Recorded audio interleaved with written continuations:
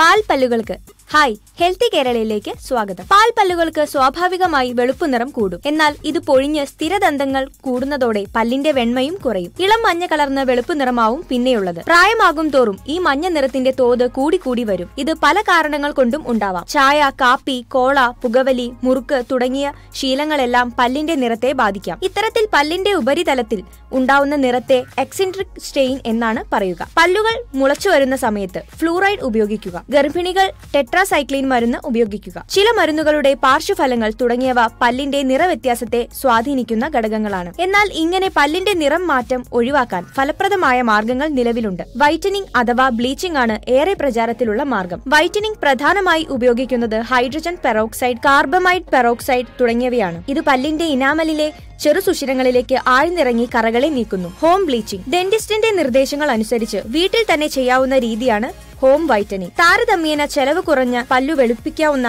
ഒരു രീതിയാണിത്. പല്ലിന്റെയും മോണയുടെയും ആരോഗ്യം പരിശോധിച്ച ശേഷം ദന്തനിരയുടെ അളവിൽ പ്രത്യേക പ്ലേറ്റ് തയ്യാറാക്കും. അതിൽ പല്ലു വെളുപ്പിക്കാൻ സഹായിക്കുന്ന ജെൽ നിറയ്ക്കും.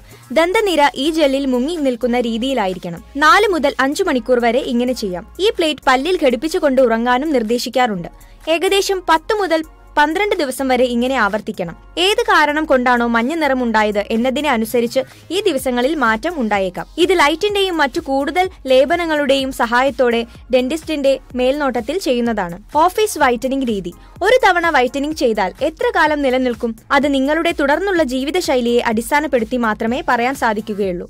അതിനാൽ വൈറ്റനിങ് ഏറെ നാൾ നിലനിർത്താൻ അത് ചായ, കാപ്പി, കോള, മുറുക്ക് തുടങ്ങിയ ശീലങ്ങൾ നിയന്ത്രിക്കുക.